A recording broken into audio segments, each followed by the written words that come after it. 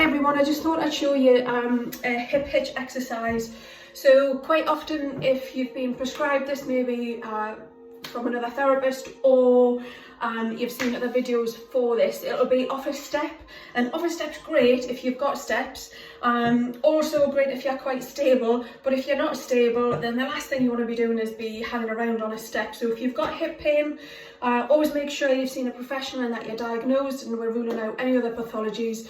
But if you've got hip pain, you've got a bit of instability around here, this is a really excellent exercise to kind of help the whole hip joint by using all of the muscles around it, particularly the gluteus muscles, and it really gets them going. So it's excellent for hip stability and hip pain. So what we're going to do is we're going to stand on both feet, and then we're going to take a foot behind us. So knees are going to be together, I'll show you from the side, and the foot's going to be at the back, right? We're going to try and keep that position if we can. And then what we're going to do is we're going to dunk down in the hip and then lift it back up.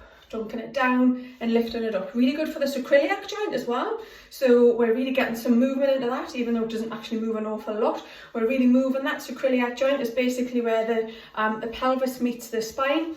So if I'm putting my hands there, you can see how it goes down and it goes up. So I'm using all of these muscles around here, trying to keep that foot elevated at the back.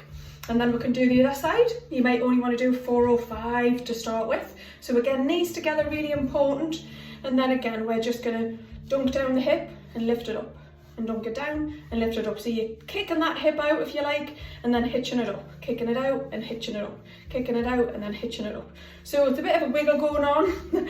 There's no real technique to this. What we're trying to do is just get the muscles to relax and then pull that hip up, get it to relax and then pull it up. So we don't really need to have that hip off. We don't really need to have that foot off a step. Particularly 1, if you're living in a bungalow, or 2, you're feeling rather unstable at the moment in terms of your balance or whatever. We don't really want you doing this exercise on a step. So you can do it just like this, you know, hiking the hip up, and easy peasy. 2 sides are going to be very different to each other, so I find it much easier to do my left, which actually is my bunker side, as opposed to my right side. So don't worry if they feel very different from one side to the other. Hope that helps. As always, let me know if you've got any questions. Bye.